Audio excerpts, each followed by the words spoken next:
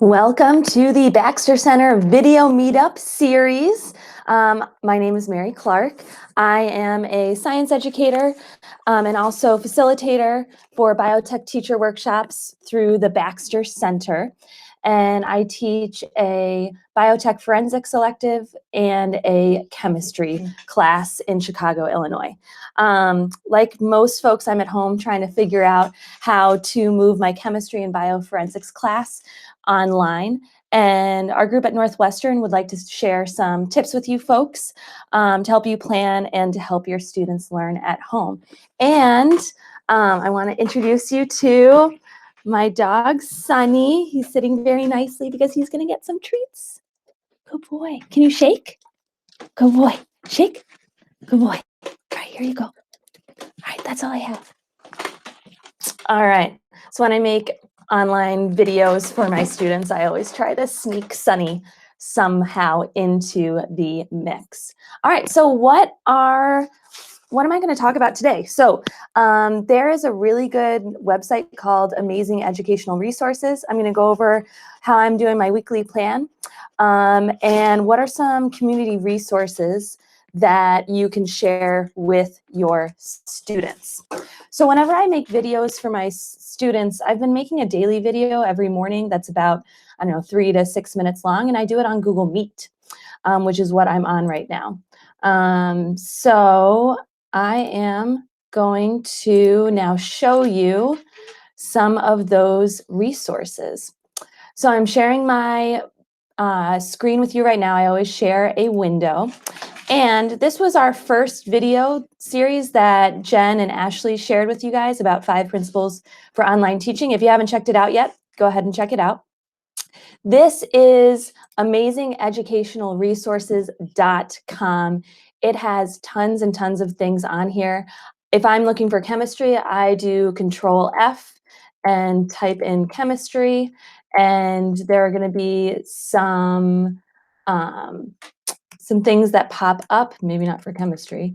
Let's do, oh, you know what? I'm not on this page. Let's do this. And there's going to be some things about chemistry that pop up, and I just move forward for finding things like this. I always try to search for something. Otherwise, it's an overwhelming amount of information that is on here. All right, so what am I doing for my classes? So my class page looks like this. I have directions, I have contact info, I have just general things that they can do while they're at home. And then this week we're on spring break, and I have past weeks up here too. So each daily assignment is on here, and I always try to share something fun with them. So this is Zentangles. It is something that students can do if they have spare time or if they need something extra to do. So this was one of the extras that I threw on there.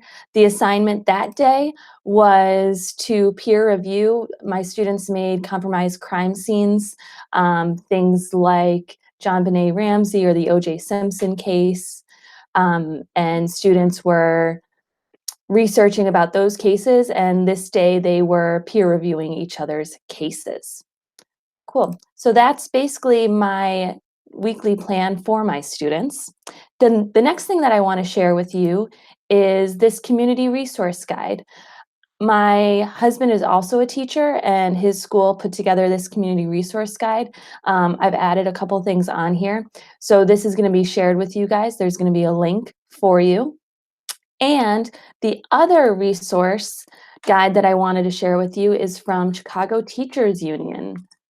So if you just Google Chicago Teachers Union and go to their homepage, there's going to be a link for community resources that is very extensive, especially for the Chicago area. So if you go to resources for students and families to help them cope with COVID-19, there's all sorts of pages on here, anything from healthcare to housing to immigrant resources to food, and also e-learning tools as well. Cool. The other little tip that I wanted to share with you is if you are Communicating with your students through Google Meet. On the original Google Meet, there's not a way for you to see all of your students at once. So what I want you to do is search for Google Meet Grid View. And what's going to pop up is a Chrome extension. So if you are on Chrome, there's going to be an extension. It looks like this little grid. It's just 4 boxes up here. That will be able to help you see all of your students at once, which is pretty key. Cool. So I'm going to stop presenting, and then you're going to see my whole video. So some contact information if you want to contact the Baxter Center, their email is right here. My email is mfclark2@cps.edu. Feel free to give me a shout if you want any tips on anything. And join our virtual meetups. They're going to be on Thursdays at 2 p.m. That's it for me.